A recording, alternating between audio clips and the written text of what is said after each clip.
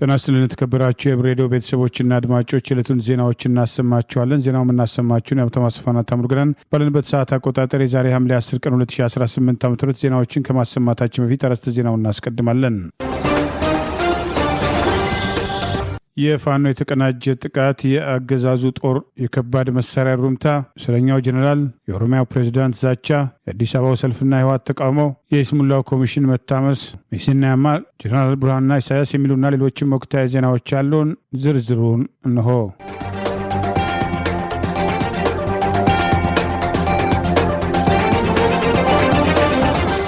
ሬሽን ለመቀባበል በተንቀሳቀሰ አገዛዙ ስልጣን አስጠባቂ ጦር ላይ በቆረጣ የተወሰደውን ጥቃት ተከትሎ ድል መቀዳጀቱን ምኒልክ ዕዝ አስታወቀ። የአማራ ፋኖ ብሔራዊ ንቅናቄ አፋብን ወሎ ቤተ አማራ ምኒልክ ዕዝ ከጋሸና ወደ ላሊበላ ሬሽን ለማቀባበል የተንቀሳቀሱ የአገዛዙ ስልጣን አስጠባቂ ጦር ላይ በደፈጣና ቆረጣ የተሰነዘረበትን ጥቃት ተከትሎ ድል መቀዳጀቱን ዛሬ ሐምሌ 10 ቀን 2018 የነበረውን ወታደራዊ ውሎ አስታኮ ባወጣው መረጃ ገልጿል። ምኒልክ ዕዝ 303ኛ አሳምነው ኮር 19ኛ እሸት ክፍለ ጦርና 16ኛ ነብሮ ኮማንዶ ብርጌድ በጋራብና በመቀናጀት ከጋሸና ላሊበላ ሬሽን ለማስተላለፍ በተንቀሳቀሰው በዚህ አገዛዙ ስልጣን አስጠባቂ ጦር ላይ ከፍተኛ ሰብአዊና ቁሳዊ ኪሳራ ማድረሳቸውን ገልጿል። ዛሬ ሐምሌ 10 ቀን 2018 ከረፋዱ 4 ሰዓት እስከ ቀኑ 9 ሰዓት ተኩል ላስታ ወረዳ 025 ቀበሌ ድብኮ ከተማ ልዩ ቦታው ጸጋዬ ተራራ፣ ደጎሮ ማርያም ተራራና ገብርኤል ተራራ ላይ በአማራ የቁርጥ ቀን ልጆች የአብይ አገዛዝ ስልጣን አስጠባቂ ሰራዊትን በተናበበና በተቀናጀ መንገድ ሲያረግፉት መዋላቸውን ገልጿል። ከወደ ላሊበላ በኩል በስተጀርባ የመጣውን የጠላት ኃይል ቦታ በመዝጋትና ምሽጉ ላይ እንዳይንቀሳቀስ በማድረግ የ21ኛ ተከዜ ክፍለ ጦር 2ኛ ሻለቃ በጠላት ላይ የማያዳግም እርምጃ መውሰዱን ገልጿል። በነበረው አውደ ውጊያ 16 የጠላት ኃይል ሲደመሰስ ከ20 በላይ መቁሰላቸውን ስንቅ አቀብላለሁ ብሎ የተንቀሳቀሰው የጠላት ኃይል የተረፈውን ይዞ ለመፈርጠጥ መገደዱን የ303ኛ አሳምነው ኮር ምክትል ህዝብ ግንኙነት መረጃውን ማድረሱን ምኒልክ ዕዝ ዛሬ ሐምሌ 10 ቀን 2018 ባወጣው መረጃ ገልጿል። ይህ በእንዲህ እንዳለ በዚሁ ቀጠና መርካነ ሰላም ከተማ አቅራቢያ መቅደላ ታዳጊ ከተማ ውስጥ በንጹሐን ላይ አገዛዙ ጉዳት ማድረሱ ተገልጿል። በሄሊኮፕተር ጭምር በርካታ ወታደሮች ከሌላ ቦታ አምጥቶ መካነ ሰላም ከተማ ወጣ ብሎ የሚገኝ ቀጠና ውስጥ ያሰማራው የጠላት ኃይል በንጹሐን ላይ ጥቃት መሰንዘሩን መቅደላ ታዳጊ ከተማ ውስጥ ከወላጆቹ ጋር የሚኖር ሀብቱ ደመቀ የተባለ ህፃን ልጅ በትላንትናው ዕለት መካነ ሰላም ከተማ በሚገኘው የመቅደላ አምባ ዩኒቨርሲቲ ካምፓስ ቅጥር ግቢ ውስጥ በተጠመደ ሞርታር ቅንቡላ ሆዱ ላይ ተመትቶ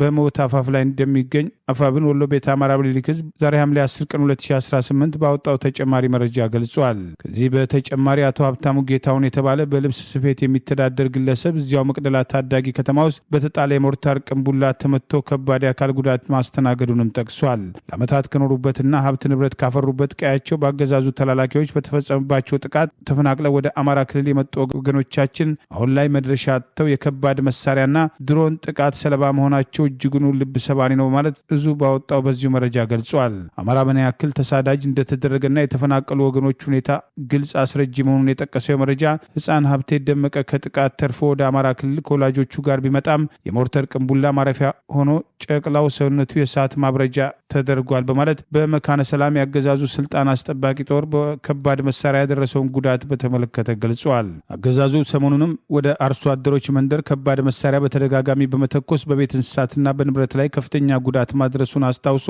ከፋኖ ጋር በሚደረግ ውጊያ እግረኛው ቢሸነፍበት የአየር ኃይሉና የሜካናይዝድ ንጹሐንን እንዲጨፈጭፍ የሚያዘው ፋሽስቱ አብይ አህመድ መንግስት በየዕለቱ የሚፈጽመው ግፍ መላው አማራ ለትግል እንዲነሳሳ የሚያደርግ መሆኑን በመረዳት ጠላትን አምርረን በመጥላት ለትግል ቆርጠን መነሳት በተባበረ ክንዳችን ለህሉና መቆም አለብን በማለት የአፋብን ወሎ ቤተ አማራ ምኒልክ ዕዝ 105ኛ ኮር 29ኛ ክፍለ ጦር ህዝብ ግንኙነት ጥሪ ማድረጉን ይኸው መረጃ ጠቅሷል። በተያያዘ ዜና ፋኖ ከውጊያ ጎን ለጎን በልማት ስራ ላይ መሳተፉን ዛሬ ማጠናክሮ መቀጠሉን አፋብን ሸዋ ጠቅላይ ግዛት አሳምነው ዕዝ አስታውቋል። የእዙ መንገድና ኮንስትራክሽን ክፍል በራሳ ጉባ ክፍለ ጦር አባት አርበኞች ትብብር የተቀናጀ ጥረት በርካታ የልማት ስራዎችን ማከናወኑን የራሳ ክላስተር አስታውቋል ሲል ዛሬ እዙ ሐምሌ 10 ቀን 2018 ባወጣው በዚሁ መረጃ ገልጿል። በሸዋ ጠቅላይ ግዛት ይፋትና ጥሙጋ አውራጃ ራሳ ክላስተር አባያ ጥር ቀበሌ የሚገኘውን የመኪና መናኸሪያ ለአገልግሎት ዝግጁ የማድረግ ስራ መጠናቀቁን፣ ይህም በ1 ሄክታር መሬት ላይ ያረፈው የመኪና መናኸሪያ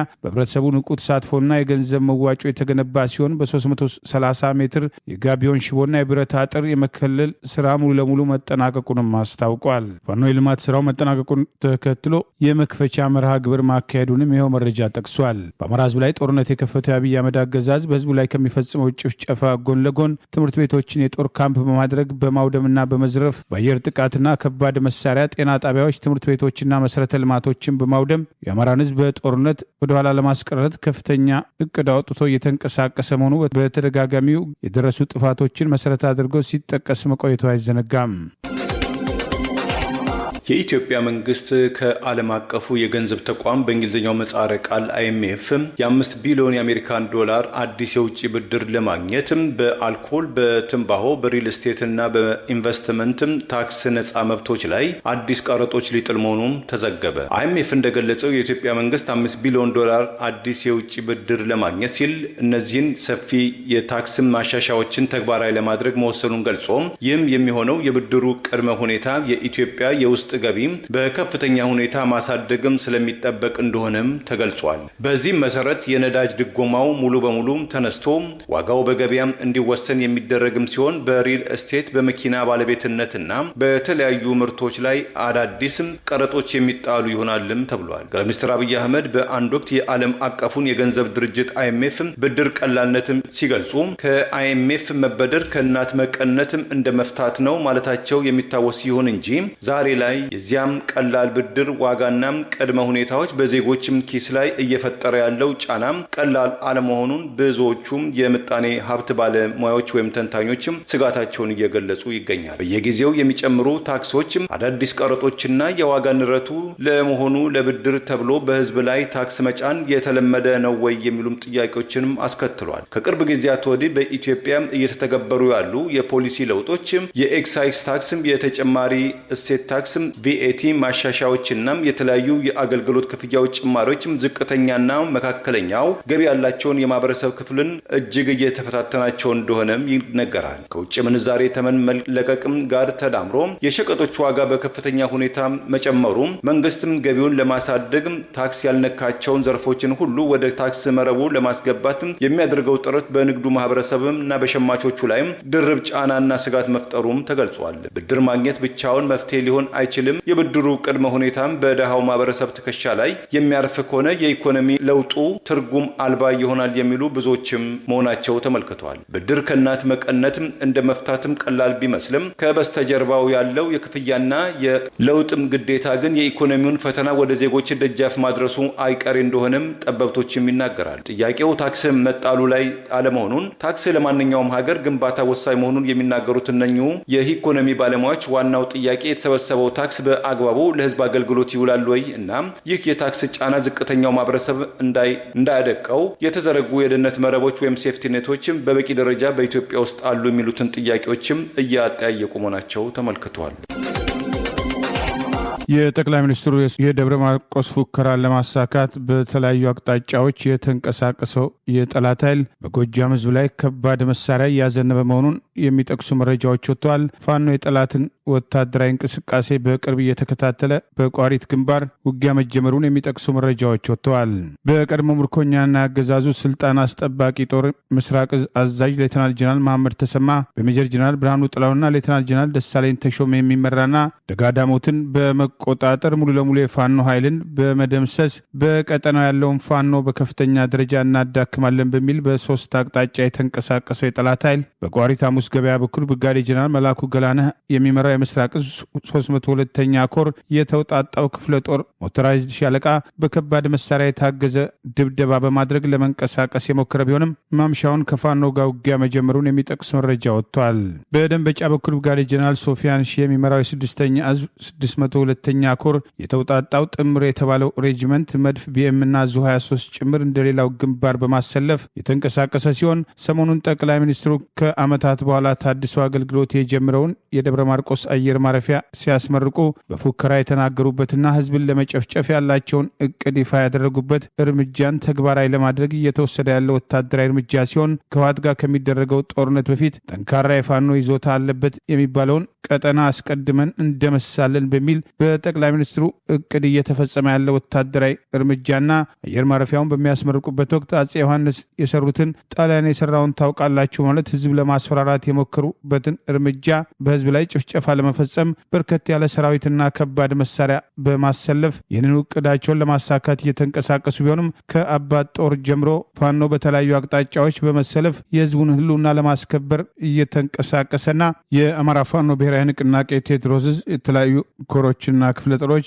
በተቀናጀና በተናበበ መንገድ በከባድ መሳሪያ ታግዞ የመጣውን የጠላት ኃይል በወጣበት ለማስቀረት እያንዳንዱ እንቅስቃሴውን እግር በእግር እየተከታተሉ መሆኑን የሚጠቅሱ መረጃዎችም ወጥተዋል። ሶስተኛ ግንባር በተባለው በዋሸራ አሰሶ በአስተሪዮ በኩል በተወሰነ ቦታ በእግር ጭምር በብርጋዴር ጀነራል አዲሱ መሐመድ የሚመራ ምስራቅ 304ኛ ኮር 2 ሬጂመንት ሞተራይድ ሻምበል 1 መድፍና 1 ቢኤም ጭምር በማሰማራት በአጠቃላይ በሶስቱም ግንባሮች 3 መድፍ 3 ቢኤም ዙ 23 1 ታክቲካል የግንኙነት ተሽከርካሪ ጨምሮ በርከት ያሉ ያገዛዙ ስልጣን አስጠባቂ ጥምር ኃይል የተባሉትን በማሰማራት ለአንዴና ለመጨረሻ ጊዜ እንደመሳለን የሚለው እቅድ ተግባራዊ ለማድረግ በአቅራቢያ ከተሞች ላይ የሰፈረው የጠላት ኃይል ከዚህ ቀደም የደረሰበትን ወታደራዊ ሽንፈትና በቅርቡ ያገዛዙ ስልጣን አስጠባቂ 76ኛ ክፍለ ጦር አዛዥ ኮሎኔል አበራ መደምሰስን በመቶ የሚቆጠሩ ያገዛዙ ስልጣን አስጠባቂ ወታደሮች በወጡበት መቅረታቸውን በማወቅ ከፍተኛ ስጋት ላይ መውደቁን የሚጠቅሱ መረጃዎች ወጥተዋል። ያገዛዙ ስልጣን አስጠባቂ ወታደራዊ አዛዦች ወደ ኋላ የሚሸሽ ወይም ለመክዳት የሚሞክር ካለ እንዲመታ ትዕዛዝ በመስጠት እየተንቀሳቀሱ ሲሆን በተለያዩ ከተሞች በውር ድንብር በከባድ መሳሪያ ከፍተኛ ድብደባ እያደረጉ መሆኑ ታውቋል። የአገር ዳር ድንበር መጠበቅ ያለበት ሰራዊትና በአገር ሀብት የተገዛ ከባድ መሳሪያ በህዝብ ላይ በዚህ ደረጃ ማዝመት 4 ኪሎ የተቀመጠው አገዛዝ ጸረ አማራና ጸረ ኢትዮጵያ አንድነት መሆኑን በየዕለቱ በተግባሩ እያረጋገጠ መምጣቱ በወቀሳ የተነሳ ሲሆን ባለፉት 3 ዓመታት የባህር በር አስመልሳለሁ በሚል እየፎከረ ያለው አገዛዝ ለመሆኑ የባህር በር ቋሪት ላይ ነው ወይ የሚል ጥያቄም አዲሱን ወታደራዊ ዘመቻ ተከትሎ እየተነሳ ይገኛል። ስልጣናቸውን በቅርቡ በህወሓቱ ዋና ሹም በዶክተር ደብረጽዮን ገብረ ሚካኤል የተነጠቁትም የክልሉ ጊዜያዊ ፕሬዚዳንት ሌተና ጀነራል ታደሰ ወረደ በቁም እስረኝነት እንደሚገኙም ተገለጸ። ቢቢሲ ከአካባቢው ያገኘሁት ባለው መረጃ ባለፈው ሮብ በኢትዮጵያ አሜሪካ አምባሳደር ኤርቫን ማሲንጋን ወደ መቀሌ መጓዛቸውን ተከትሎ ሌተና ጀነራል ታደሰ በምን ሁኔታ ላይ እንደሚገኙ ለማወቅ ተጨማሪ ጥረት ማድረጉን ገልጾ ለመጀመሪያ ጊዜ ጉዳዩን ከሚያውቁ የቅርብ ምንጮችም ተጨባጭ መረጃ ማግኘት መቻሉን ገልጿል። በደህንነት ስጋት ስማቸው እንዳይገለጽ የጠየቁ እነዚሁ ምንጮች ለትግርኛው ክፍለ ጊዜ እንደገለጹት አምባሳደር ማሲንጋ ከሌተና ጀነራል ታደሰ ጋር ለመገናኘት ቀጠሮ ይዘው ከአዲስ አበባ ወደ መቀሌ መጓዛቸውና በእርግጥም አምባሳደሩ ጀነራል ታደሰን ለማግኘት የሞከሩት አሁን ብቻ አለመሆኑን አውስተው ከዚህም በፊት ሞክረው አለመሳካቱን ገልጸው የጀነራሉ የቅርብ ዘመዶች ከዚህ ቀደም የተያዘው ቀጠሮ መሰረዙንም አረጋግጠዋል። በዚህ ሳምንት ረቡዕ የተያዘውን ቀጠሮ ሁለተኛ ሙከራ እንደነበረ ያከሉት ምንጮቹ ቀጠሮው ከተያዘ በኋላ ይገኛሉ የሚል ተስፋ ነበረን። ቀጠሮው ቀኑ 5 ሰዓት ይካሄዳል ተብሎ ተጠብቆ ነበረ። እሳቸው ማለትም ሌተና ጀነራል ታደሰ ወረደ ቀጠሮ እንዳላቸው ያውቁ ነበረ። አምባሳደሩ መቀሌ እንደገቡም ያውቁ ነበረ። ከዚያ ግን 4 ሰዓት ገደማ ለዋና ደህንነትም ስልክም ተደውሎ ትዕዛዝ ተላልፏልም ብለዋል። ይህ መረጃ ለማረጋገጥም ከሰላም ጸጥታና ደህንነት ቢሮ ማብራሪያ ለማግኘት የተደረገው ጥረት አለመሳካቱን የገለጸው ቢቢሲ የሌተና ጀነራል ታደሰና የአምባሳደሩ ማሲንጋም ቀጠሮ 1 ሰዓትም ሲቀረው ከቪአይፒ ጥበቃ ኃላፊ በተደወለ በተባለ ስልክም ሁኔታው እንደተቀየረ ምንጮቹ ተናግረዋል። ምንም አይነት አጀባም አታድርጉላቸው፣ ምንም አይነት እንቅስቃሴ አታካሄዱ፣ ተሽከርካሪዎቹ አይንቀሳቀሱ፣ ይህንንም ለራሳቸው ለጀነራል ታደሰም አሳውቋቸው የሚል ትዕዛዝ እንደተሰጠም ተገልጿል። በተጨማሪም ይህ ትዕዛዝ ከተላለፈ በኋላ ማንኛውም እንቅስቃሴ ብታደርጉ ሊያስቆማችሁ የሚችል ሌላ ኃይል አለ፣ ስለዚህ ምንም ችግር እንዳይፈጠር ማንኛውንም አይነት እንቅስቃሴ አታድርጉ የሚል ትዕዛዝ መተላለፉን የገለጹት ምንጮቹ የጥበቃቸው ኃላፊ የደህንነት ትዕዛዝ ሌተናንት ጀነራል ታደሰም ካሳወቋቸው በኋላ ጀነራሉ ትዕዛዙን እንዳልተቀበሉትና እኔው ራሴ መኪና ነድቼም ወደ አምባሳደሩ ዘንድ እሄዳለሁ ማለታቸውን ለማወቅም ተችሏል። ይህም በጥበቃ አባላቶቻቸውና በቤተሰቦቻቸው ላይ ከፍተኛ ስጋት እንደፈጠረ የተገለጸ ሲሆን በተለይ ቤተሰቦቻቸው እባክም ተው ባለው ሁኔታ ምን ሊፈጠር እንደሚችል አታውቅም በማለትም እንደለመኗቸውና እንዳይወጡም እንዳከላከሏቸውም ተነግሯል። አምባሳደሩም ከሌተናንት ጀነራሉ ጋር ለመገናኘት ተስፋ አድርገው እንደነበረም ጠቅሰው ሌተናንት ጀነራሉ ታደሰ የቤተሰቦቻቸው ምክር ተቀብለው ከቤት ሳይወጡ እንደቀሩም ታውቋል። ያለው ሁኔታ ለአምባሳደሩ ማሲንጋም ደውለው እንዳስረዷቸውና ለ20 ደቂቃ የፈጀም የስልክ ውይይት ማድረጋቸውም ታውቋል። ለጉዳዩ ቅርበት ያላቸው ምንጮች ይህ ክስተት እንደ ክልል ሲመሩ የነበሩ ጀነራል የመናገር መብታቸው፣ ሰዎችም የማግኘት መብታቸውና የመንቀሳቀስ መብታቸው በተግባር እንደታገደ ያመላክታልም ሲሉ ቅሬታቸውን ገልጸዋል። ቢወጡ ኖሮ ምን ይጋጥማቸው እንደነበረም ሲሉም ጥያቄም ሰንዝረዋል። ካለፉት 2 ወራት ጀምሮ እንቅስቃሴያቸው የተገታው ሌተናንት ጀነራል ታደሰ ወረደም የቁም እስረኛ መስለው እንደሚታዩቸው ቤተሰቦቻቸው እንደተሰማቸው ለቢቢሲም ገልጸዋል።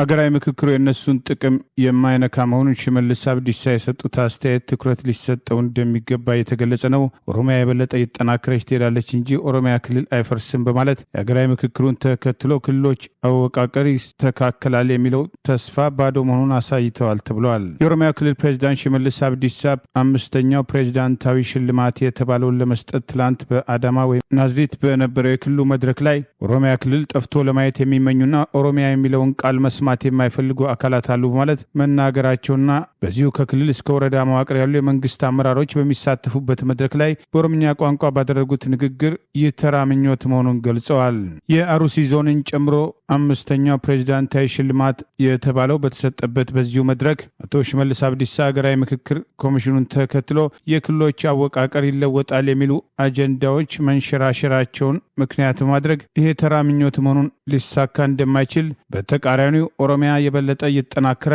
መሬት እየያዘና ውጤታማ እየሆነ እንደሚሄድ በመግለጽ ከፍተኛ ድጋፍ ከተሰብሳቢዎቹ አግኝተዋል። ሽመልስ አብዲሳ በስም ያልጠቀሷቸው ኦሮሚያ የሚለው ስምና ኦሮሚያ ክልል ጠፍቶ ማየት ይፈልጋሉ ያሏቸውን ወገኖች ተጠያቂ በማድረግ የክልሎች አወቃቀር በአገራዊ ምክክር ኮሚሽኑ ይታያል፣ አሁን ያለው ብሔር ተኮር አከላለል ይለውጣል የሚሉ ባዶ ተስፋዎች መሆናቸውን በተዘዋዋሪ አስረግጠው መናገራቸው ተገልጸዋል። ከዚህ ቀደም ከኦሮሞ ሕዝብ ዲሞክራሲያዊ ድርጅት ኦህዴድ ወደ ብልጽግና ፓርቲ የሚደረገውን ሽግግር ተከትሎ በውስጥ ፓርቲያቸው ውስጥ ይነሱ የነበሩ ተቃውሞዎችን ምክንያት በማድረግ ህወሓት ኢህአዴግ የሚለውን ፈጥሮ ስልጣኑን ለማስቀጠል 27 ዓመት ተንቀሳቅሷል። እኛም ኦሮሞ ብልጽግና ፓርቲን አጀንዳ ለማስፈጸም ብልጽግና ፓርቲ የሚለውን አቋቁመናል በማለት በውስጥ የያዙትን ሚስጥር በአደባባይ በመናገር በተደጋጋሚ የሚፈልጓቸውን አጀንዳዎች በመግለጻቸው የሚታወቁት አቶ ሽመልስ አብዲሳ በአማራ ክልል አመራሮች በነ ዶክተር አምባቸው መኮንን ላይ ሰኔ 15 ቀን 2011 ዓ.ም የተፈጸመውን ግድያ ተከትሎ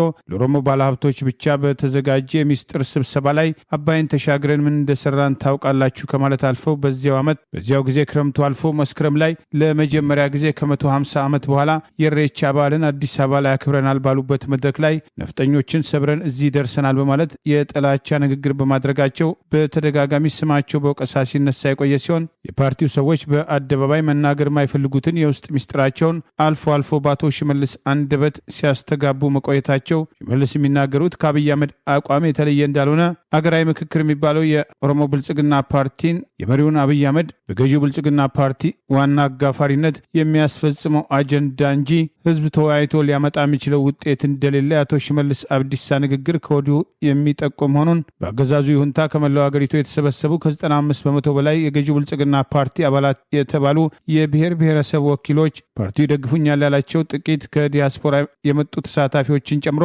የተለጣፊ ፓርቲ አባላትና አመራሮች ከትላንት ጀምሮ እያካሄዱት ያለው በሀገራዊ ምክክር ሽፋን የሚደረግ ውይይት የጠቅላይ ሚኒስትሩን አለፍ ሲልም የኦሮሞ ብልጽግና ፓርቲን ዋና አጀንዳ ለማስፈጸም የተቋቋመ መሆኑን በተግባር የሚያረጋግጥ ተጨማሪ ጥቁምታ የአቶ ሽመልስ አብዲሳ ንግግር የሚሰጥ መሆኑ እየተገለጸ ይገኛል። ሽመልስ አብዲሳ በዚሁ አዳማ ወይም ናዝሬት መድረክ ላይ በኦሮሚያ ክልል የተለያዩ ዞኖች የከተማ አስተዳደሮች ከፍተኛ አፈጻጸም አድርገዋል በሚል 5ኛ የተባለው የክልሉ ፕሬዚዳንታዊ ሽልማት ከተሰጣቸው መካከል ባለፉት 6 ዓመታት በተከታታይ በአማራ ብሔር ተወላጆችና ኦርቶዶክስ እምነት እምነት ተከታዮች ላይ ጭፍጨፋ በሚፈጸምበት አሩሲ የአሩሲ ዞን አስተዳዳሪን ጨምሮ ሽልማት መስጠታቸው ጥቃቱ በአገዛዙ የተቀነባበረ ለመሆኑ ተጨማሪ ማሳያ ተደርጎ መጠቀሱን መዘገባችን አይዘነጋም። በዚህ ሀገራዊ ምክክር ሽፋን አዲስ አበባና ድሬዳዋን ወደ ኦሮሚያ ክልል ለማካለል አስቀድሞ የፌዴራል ከተሞች አድርጎ ለማዘናጋት መታሰቡን ጠቅላይ ሚኒስትሩ ፕሬዚዳንታዊ ስርዓት እንዲመሰረት በሚል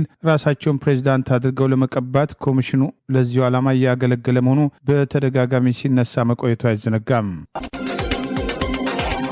በአዲስ አበባ ጦርነት ይቁም ያሉ ሰልፍ አስተባባሪዎችን አፍሶ ያሰረው አገዛዝ በነገው ዕለት እነ አቶ ጌታቸው ረዳ የሚያደርጉትን ሰልፍ ተከትሎ መንገዶች እንደሚዘጉ ይፋ አድርጓል። በሰልፉ ላይ ያለመገኘት የነ ዶክተር ደብረጽዮን ደጋፊነት ነው የሚል ቅስቀሳ በነ ጌታቸው ረዳ ስምረት ፓርቲ በኩል ተጠናክሮ መቀጠሉ ታውቋል። በርከት ያሉ በከተማዋ የሚኖሩ የትግራይ ተወላጆች በሰልፉ ላይ ይገኛሉ ተብሎ እንደሚጠበቅ ተገልጿል። ጠቅላይ ሚኒስትር አብይ አህመድ ወደ ስልጣን ከወጡ በኋላ ለሳቸው ድጋፍ ከተደረገው ሰልፍ ውጪ በህዝብ ፍላጎት አንድም ሰልፍ ማካሄድ የማይቻልበት፣ ሌላው ቀርቶ የፖለቲካ ፓርቲዎች የተባሉት አንድም ሰላማዊ ሰልፍ ጠርተው የማያውቁበትና ከዚህ ቀደም ጦርነት ይቁም ሰላም ይምጣ የሚል ሰልፍ ለማስተባበር የሞከሩትን አፍሶ ያሰረው አገዛዝ በነገው ዕለት በነጌታቸው ረዳ የሚመራ የትግራይ ሰላምና ለውጥ ምክር ቤት ጠራው የተባለው ሰልፍ በመስቀል አደባባይ የሚካሄድ ሲሆን ፖሊስ መንገዶች እንደሚዘጉ ጭምር ይፋ አድርጓል። በትግራይ እናቶች ላይ የሚፈጸሙ እንግልቶች፣ የወጣቶች አስገዳጅ ወታደራዊ አፈሳና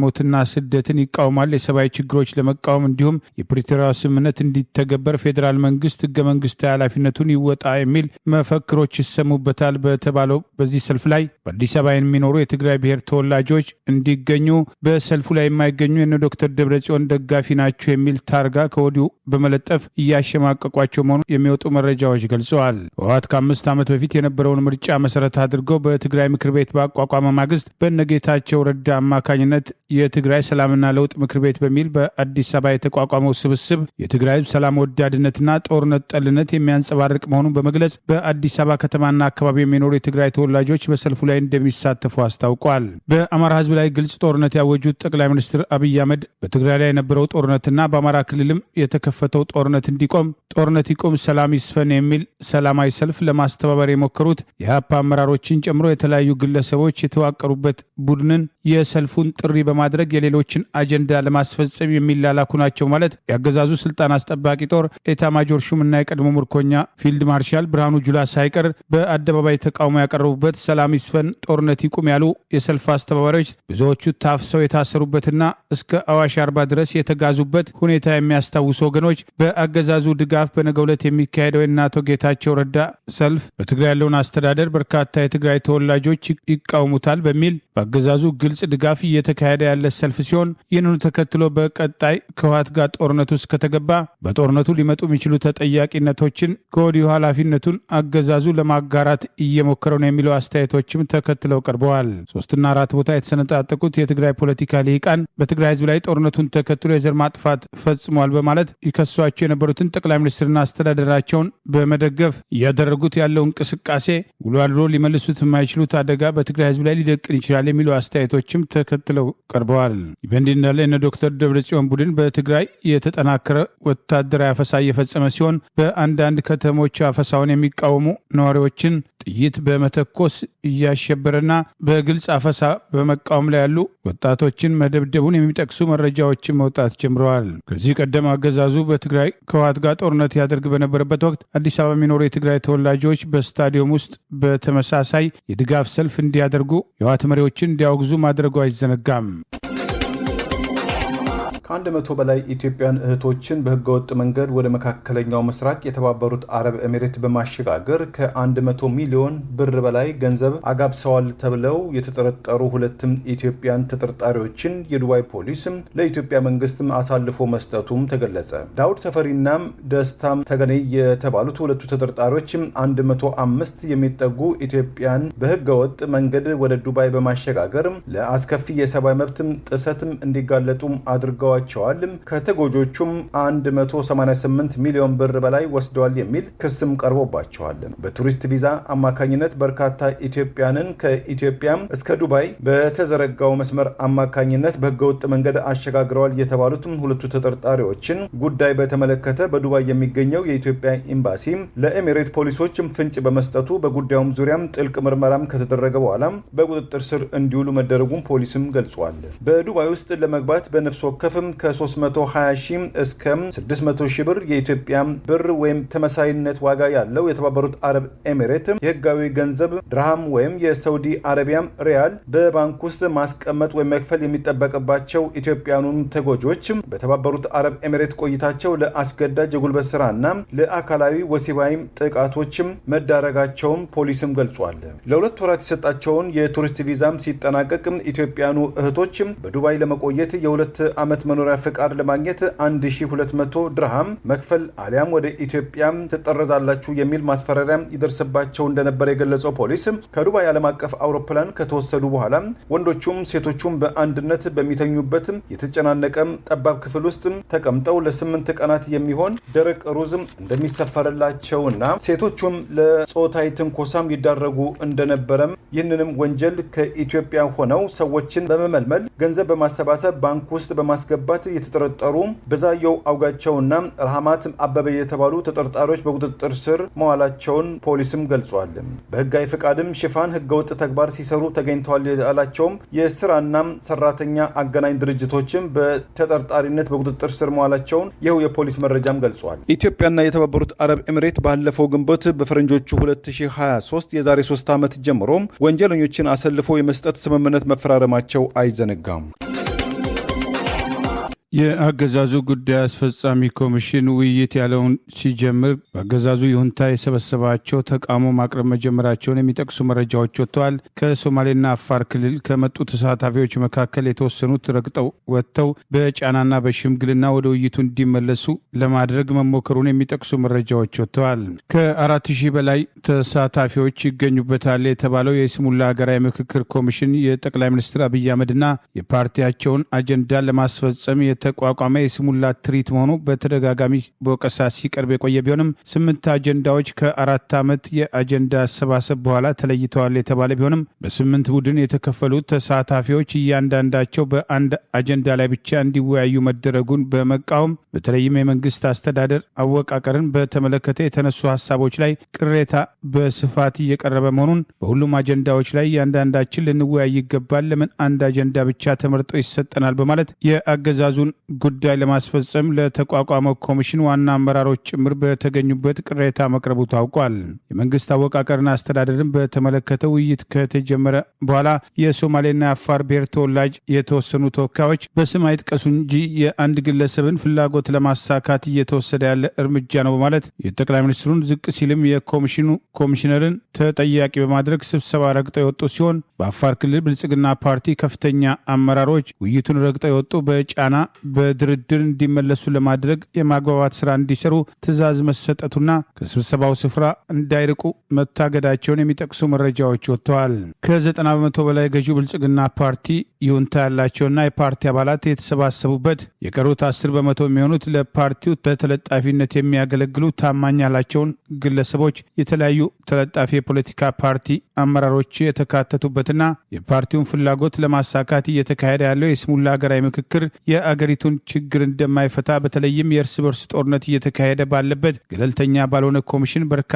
የህሊናና የፖለቲካ እስረኞች ዛሬም በእስር ቤት ባሉበት በ8ቱም አጀንዳዎች እያንዳንዱ ቡድን ተወያየም አልተወያየም አገዛዙ የሚፈልገውን አጀንዳ የሰጠበትና የመጨረሻ ውጤቱም ተጽፎ ያለቀ መሆኑን ጠቅላይ ሚኒስትሩ ስልጣናቸውን ለማስቀጠል ይህንን ድራማ እየተወነ የሚገኘው ኮሚሽንና የኮሚሽኑ አመራሮች በህግም በታሪክም ተጠያቂ ሊሆኑ እንደሚችሉ በወቀሳ ዛሬም እየተነሳ ይገኛል። ሐምሌ 8 ቀን 2018 ከ4 ዓመት አጀንዳ መሰብሰብ በኋላና ቅድመ አጀንዳ መሰብሰቢያ ካለው የቀናት ስብሰባ በኋላ በይፋ የተጀመረው ጉባኤ ላይ ጠቅላይ ሚኒስትር አብይ አህመድ ያደረጉት የመክፈቻ ንግግር ኮሚሽኑ ገለልተኛ አለመሆኑን ብቻ ሳይሆን ኮሚሽኑ የእሳቸውን አጀንዳ ለማስፈጸም የተቋቋመ የተሰበሰቡትም ይህንኑ ዓላማ ለማሳካት የተሰበሰቡ መሆናቸውን ደረጃ በደረጃ ትዕዛዝ የሚሰጥ ንግግር ማድረጋቸው ተሰብሳቢ በምን ጉዳይ እንደሚወያይ ለምን ዓላማ እንደሆነ ምን ውጤት ላይ መድረስ እንዳለበት ጭምር ከመናገር አልፈው እዚህ ተወያይታችሁ ሀሳባችሁን ማታ ፌስቡክ በማየት ከሌሎች ጋር በመነጋገር እንዳትበትኑ ብለው ትዕዛዝ እስከ መስጠት የደረሱበት የጠቅላይ ሚኒስትሩን ስልጣን ለማስቀጠልና የእሳቸውና የፓርቲያቸውን አጀንዳ ለማስፈጸም እየተንቀሳቀሰ ያለው ኮሚሽን የአገሪቱን ሰላምና መረጋጋት ሊያመጣ የማይችል በየደረጃው ገለልተኛ ለመሆኑ በተግባር የተረጋገጠ መሆኑ በወቀሳ ሲነሳ መቆየቱ አይዘነጋም።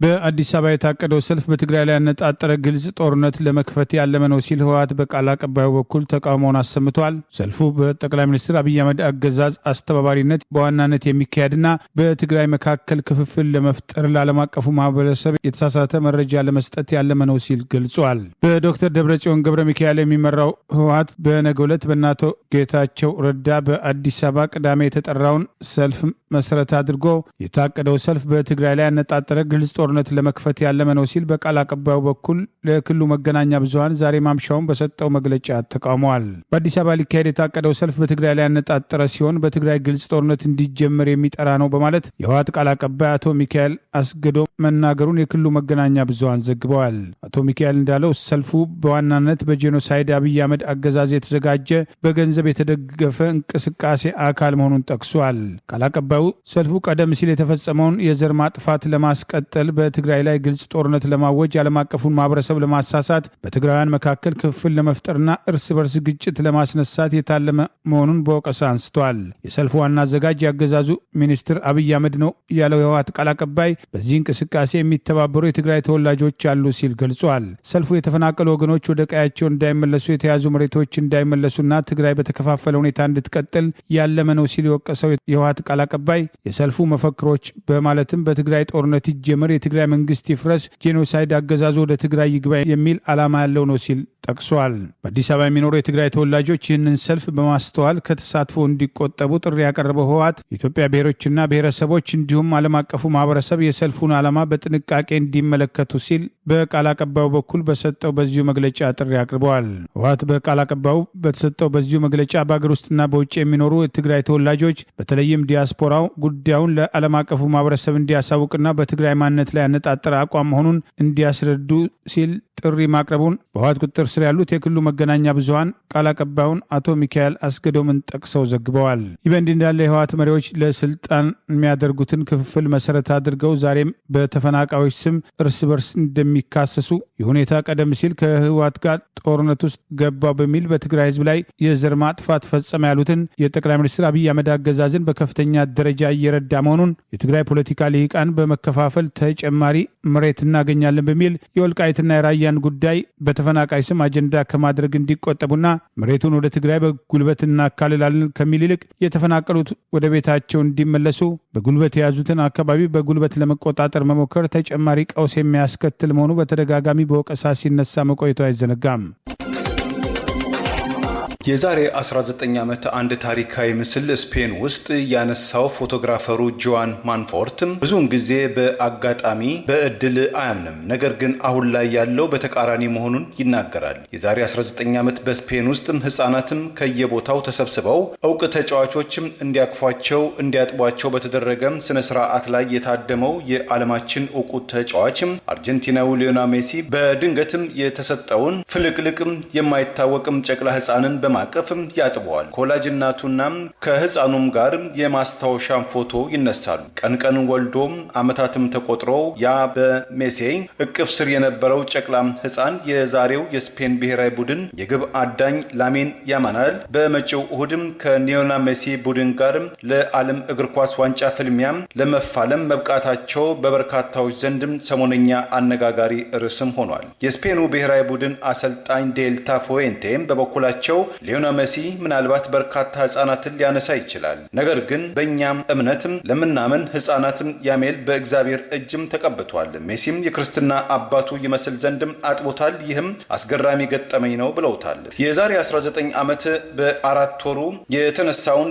ያማል እና የሜሲም ታሪካዊ ፎቶን የታዳጊው ወጣት አባት ሞኔር የዛሬ 2 ዓመት እንደ ፈረንጆቹ አቆጣጠር በ2024 በማህበራዊ ገጻቸው እስከሚያጋሩት ድረስ ማንም ሰው ትኩረትን አልሰጠውም ነበር። በባርሴሎና ክለብን የሜሲን እግር የተካው ወጣቱ ያማል ሜሲ ምርጥም ተጫዋች ነው፣ እርሱን ማዳመጥም ስለ እርሱ ማውራትም አይሰለችም፣ አርጀንቲናም ካሏት ድንቅ ተጫዋቾች መካከል ሜሲም ዋነኛም ተጠቃሽ ነው ብሎታል። ታዲያ ልጅ ይሮጣል እንጂ አባቱን አይቀድምም እንደሚባለው የሜሲም ታናሽም የሆነው በሜሲም እጅም የዛሬ 19 ዓመትም የታቀፈው ወጣቱ ያማል የወርቅም ዋንጫውን ወደ ስፔን ይዞ ይሄዳል ወይስ ለትላቁ ሜሲም ያስረክባል የሚለው ጥያቄም በብዙዎች የስፖርት ተንታኞች ዘንድም አነጋጋሪ ርዕስ መፍጠሩን ለማወቅም ተችሏል።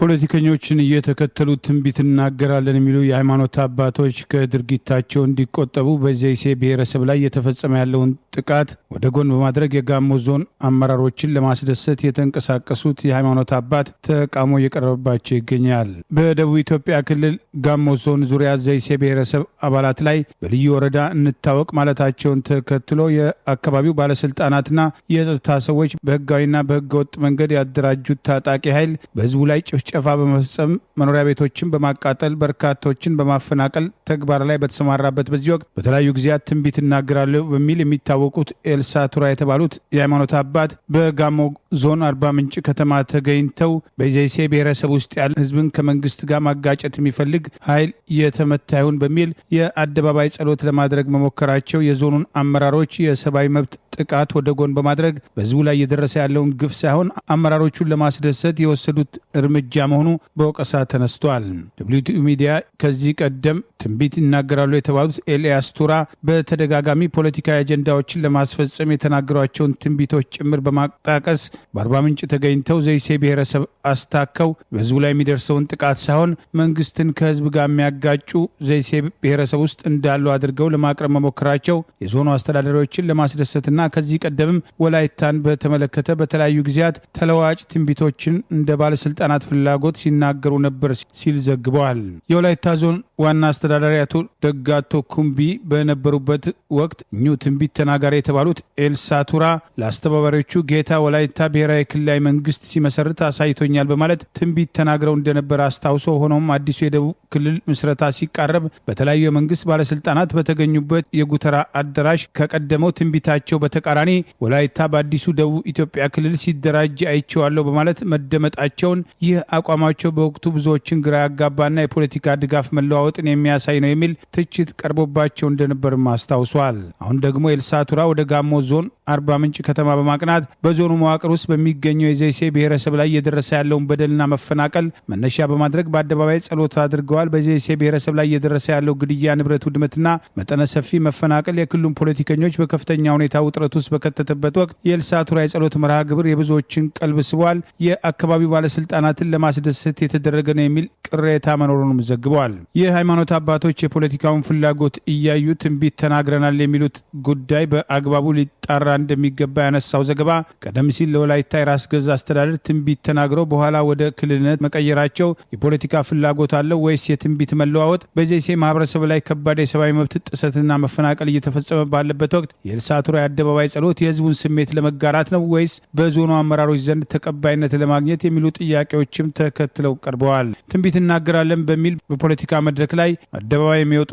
የሃይማኖት አባቶች ለፖለቲካው ጥቅም ሲሉ ሃይማኖትን ሽፋን በማድረግ በመሳሪያነት መንቀሳቀሳቸው ትንቢት እናገራለን ባሉ ቁጥር ህዝቡ ጆሮ ከመስጠት እንዲቆጠብ ይልቁኑ ከጀርባቸው የፖለቲካ ፍላጎትና የግል ጥቅማቸውን ለማሳካት እየተንቀሳቀሰ መሆኑን በተደጋጋሚ በግልጽ ማየት ይቻላል የሚሉ ወቀሳዎችም ተከትለው ቀርበዋል። የኢትዮጵያ ሰብአዊ መብቶች ጉባኤ በደቡብ ኢትዮጵያ ክልል ዘይሴ ብሔረሰብ ላይ እየተፈጸመ ያለው ጥቃት እንዲቆም የአካባቢው ባለስልጣናት ከድርጊታቸው እንዲቆጠቡ ምርመራ እንዲደረግ በቅርቡ በመግለጫ ጥሪ ማድረጉ አይዘነጋም። የኤርትራው ፕሬዝዳንት አቶ ኢሳያስ አፈወርቂ በቅርቡ በካርቱም ውስጥ የአፍሪካ የደህንነትና የመረጃ ባለስልጣናትን ያነጋገሩትን የሱዳን ሉዓላዊ ምክር ቤት ሊቀመንበርን ጀነራል አብዱልፈታህ አልቡርሃንን አስመራ ውስጥም ተቀብለው አነጋገሩ። አቶ ኢሳያስ አፈወርቂ ለይፋ የስራ ጉብኝት አስመራ የገቡትን ጀነራል አልቡርሃንና የልዑካን ቡድናቸውን በቤተ መንግስታቸው ማነጋገራቸውን የኤርትራው ማስታወቂያ ሚኒስትር አቶ የማነ ገብረ መስቀል በኤክስ ማህበራዊ ገጻቸው ባሰፈሩት መረጃ ሁለቱ መሪዎች በሁለትዮሽ ግንኙነት በሱዳን ወቅታዊ ሁኔታ እንደዚሁም በጋራ ፍላጎት ላይ በተመሰረተ ቀጠናዊና ዓለም አቀፋዊ ጉዳዮች ላይ ሰፊ ውይይት ማካሄዳቸውን ገልጸዋል። የሁለቱ የመሪዎች ውይይት የተካሄደው በሱዳን ውስጥ ያለው ግጭት በቀጠለበትና የአፍሪካ ቀንድ ሀገራትን ያካተተው ቀጠናዊ አሰላለፍ ይበልጥ በጠነከረበት ወቅት ላይ መሆኑን ተመልክቷል። የአቶ የማነ ገብረ መስቀል ባጋሩት መረጃ ላይ የጀነራል አልቡርሃን ጉብኝት የቆይታ ጊዜ ሆነ ተጨማሪ ሌሎችም ስብሰባዎች መኖራቸውን በተመለከተም ዝርዝር ማብራሪያም አልሰጡም። በቅርቡ አዲስ አበባ ላይ ለሕዝብ ተወካዮች ምክር ቤት ከቀረበላቸው ጥያቄ ምላሽ የሰጡት ጠቅላይ ሚኒስትር አብይ አህመድ በቀድሞው ምክር ቤት ማጠቃለያ የሰኔ 30 2018 ስብሰባ ላይ በደርግ ጊዜ እየተደረገው ከሱዳን ጋር ተባብሮ መንግስታቸውን መለወጥ እንደማይችል ጽምዶ ያሉትን የህወሓትና የኤርትራ መንግስት ትብብርን አስታከው በሰጡት ምላሽ ማንም አያሰጋንም ማለታቸው አይዘነጋም። አብይ አህመድ በአረብ ኤሚሬት የሚደገፈውን የሱዳን መንግስትን የሚጋፋውን የፈጥኖ ደራሽ ኃይሉን አርኤስኤፍን በመደገፋቸው ሲወቀሱ እስከ ኢትዮጵያም ድንበር ዘልቆ ወታደራዊ ዝግጅት ያደርጋል የተባለው የፈጥኖ ደራሽ ኃይል ከኢትዮጵያ ድንበር አቅራቢያ ወሳኝ የተባለው ወታደራዊ ይዞታም ካለበትም ኩርሙክ ከተማ በቅርቡ በጀነራል አልቡርሃን በሚመራው በሱዳን ጦር ተሸንፎ መልቀቁን መዘገባችን ይታወሳል። የህወሓት ታጣቂዎች መካከል አርሚ ሰባም ዛሬም ከሱዳን መንግስት ጎን ተሰልፎ እንደሚዋጋ እና አቶ ጌታቸው ረዳ በተቃውሞ ማንሳታቸው ይታወሳል። ይህ በዚህ እንዳለም ጀነራል አልቡርሃን ወደ አስመራ ከማቅናታቸው በፊት የአፍሪካ መረጃና የደህንነት ኮሚቴን በትላንትናው ዕለትም ካርቱም ውስጥ ማነጋገራቸውም ታውቋል። የሱዳን መረጃ ደህንነት ኃላፊው አህመድ ኢብራሂም በተገኙበት ውይይት ያደረጉትም አስተዳደራቸው በሱዳን ውስጥ በቅርቡ ስላካሄዳቸው ሰላምንና ደህንነትን የማስፈን እርምጃዎች በተመለከተ ጀነራሉ ለአፍሪካ የመረጃ መሪ ልዑካን ቡድኖች ማብራሪያም ሰጥተዋቸዋል። የአፍሪካ የመረጃ ልዑካን ቡድኖች ጋርም በቀጣይነትም በጋራም እንደሚሰሩም ጀነራል አልቡርሃን አስታውቀዋል። የልዑካን ቡድኑ በበኩሉ የሱዳን የፈጥኖ ደራሽ ታጣቂ ቡድን በእንግሊዝኛው ምህጻረ ቃል አርኤስኤፍን በመዋጋት ረገድ የበኩላቸውን እርዳታም ለሱዳን መከላከያ ተቋም እንደሚያደርጉ ማረጋገጣቸውን የአገሪቱ የዜና አገልግሎት ሱናም ዘግቧል። ለዛሬ ያሉን ዜናዎች እነዚህ ናቸው። ዜናውን ስታደምጡ ለቆያችሁ የህብር ሬዲዮ ቤተሰቦችና አድማጮች ምስጋናችን ድረሳችሁ። የህብር ሬዲዮ ኦፊሻል ዩቲዩብ ቻናላችንን ሰብስክራይብ ያላደረጋችሁ ሰብስክራይብ በማድረግ በተጨማሪም የደውል ምልክቱን በመጫን የህብር ሬዲዮ ቤተሰብ እንድትቀላቀሉ በአክብሮት እንጋብዛለን። እንደ ወትሮ ሁሉ የህብር ሬዲዮ ቤተሰቦች ፕሮግራሞቻችንን ላይክ በማድረግ ሼር በማድረግ አስተያየቶቻችሁን በመስጠት አብሮነታችሁን ትገልጹ በአክብሮት እንጠይቃለን። በድጋሚ እናመሰግናለን። ጤና ይስጥልን። ቸር እንቆይ።